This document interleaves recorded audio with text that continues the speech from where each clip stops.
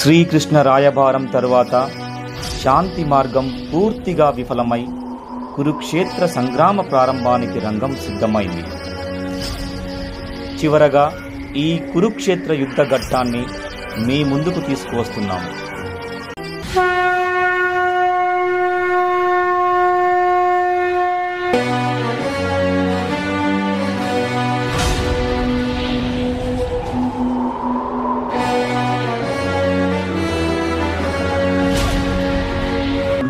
పార్థ, ఎందుకిలా దుఃఖిస్తున్నావు?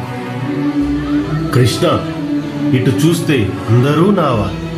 ఇక్కడ మన ప్రియతమ సిఈ గారు, ఎస్సీ గారు, ఆడియన్స్ అందరూ నావా.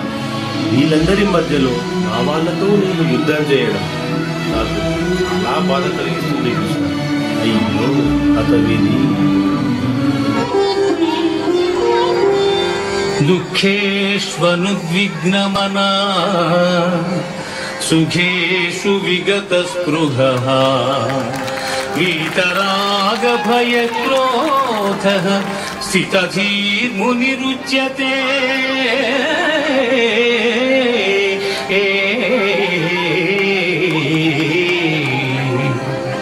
మాధవ, అర్థం కాలేదు, కాస్త తెలుగులో చెప్పండి.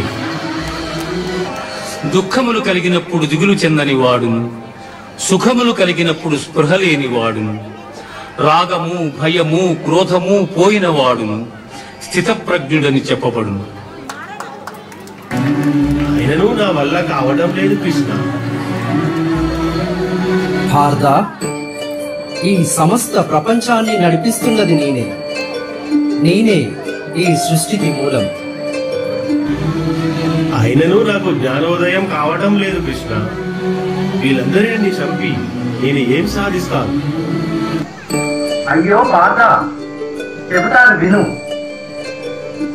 కృష్ణ ఓ పార్థ, హే కృష్ణ ఓ పార్థ, ఎదలోన భయమైందయా, నేనుండ బెంగేలయా. హే కృష్ణ ఏమి పార్థ, హే కృష్ణ ఏమి పార్థ, ఈ కర్మ నాకేలయా, ధర్మాన్ని కాపాడయా.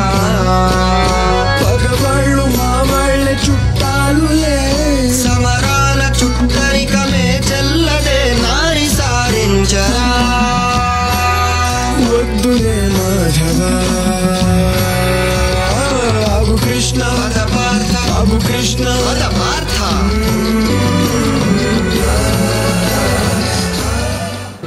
నీవు ఎంత చెప్పినా బోధపడటం లేదు కృష్ణ.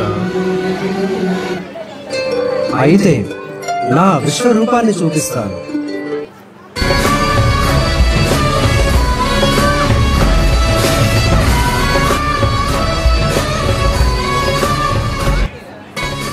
కృష్ణ, ఎక్కడా నువ్వు?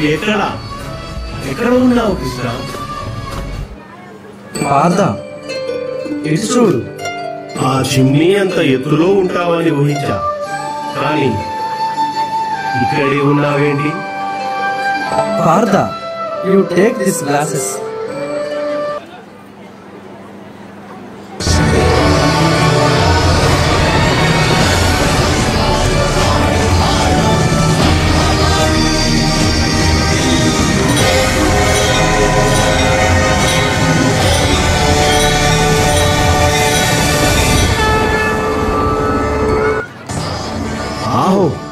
ఓ అద్భుతం, ఆశ్చర్యం, ఏమి ఈ సౌందర్యం! ధన్యుని కృష్ణ. పార్థ, ఇప్పటికైనా ఈ బంధనాలన్నీ త్యజించి ధర్మ పరిరక్షణకై యుద్ధాన్ని మొదలుపెట్టు. నీ గాంధీవాన్ని ఎక్కుపెట్టు. కృష్ణ, నా చివరి సందేహం, ఈ కాలనీ వాసులకు వానరాల శునకాల బెడద ఎప్పుడు దక్కుతుంది కృష్ణ? అలాగే ఈ వినాయక మండపం ముందు రేగుల షెడ్డు ఎప్పుడు వస్తుంది కృష్ణ? ఇది చిన్న సందేహం కాదు పార్థ, పెద్ద సందేహం. కానీ అతి త్వరలో సమర్థ పరిపాలన దక్షుడైన శ్రీ చిట్టాప్రగడ శ్రీప్రకాష్ శర్మ గారు సమర్థవంతంగా నీ సందేహాలను నివృత్తి చేస్తారు. ధన్యుడను కృష్ణ. ఇక యుద్ధం మొదలు పెడతాను. ఈ ధర్మ పరిరక్షణకై నా గాంధీవాన్ని ఎక్కువ పెడతాను.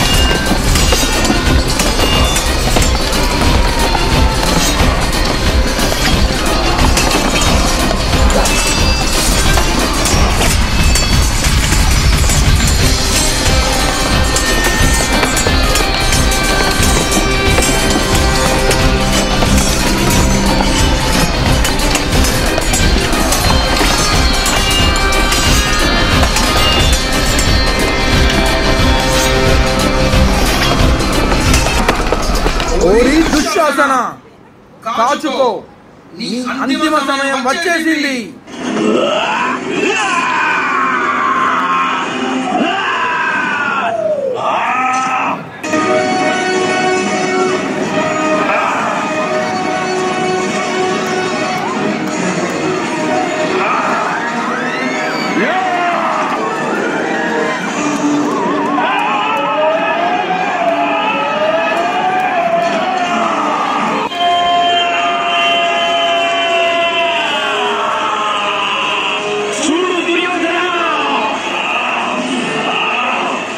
ఒక స్త్రీ గౌరవానికి భంగం కలిగించిన చేతిని దానిని దేహం నుండి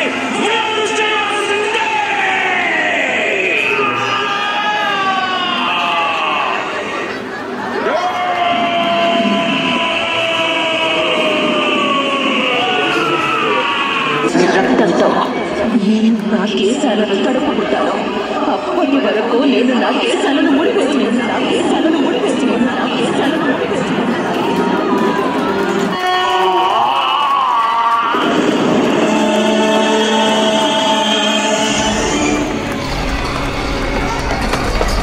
పార్థ, సరి అయిన సమయం వచ్చినది. కర్ణునిపై ఇల్లు ఎక్కుపెట్టు. అంగరాజా, కర్ణ, ఎక్కడ నువ్వు? నీ ప్రాణాలు పిచ్చుకల పైన కాదు. నమ్ము, నాతో యుద్ధం చేయి. కాచుకో అర్జున, ఇకపై నువ్వు నేను తెలుసుకుందాం.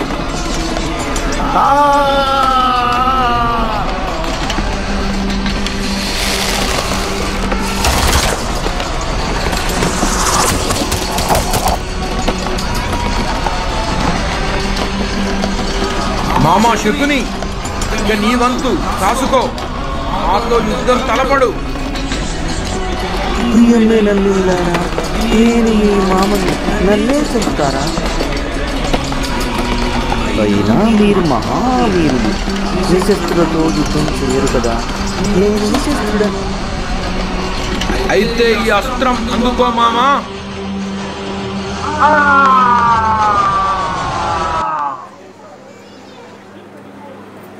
ఒరి దుర్యోధన, ఇక నీ మరణం తథ్యం. రారా. వస్తున్న భీమా.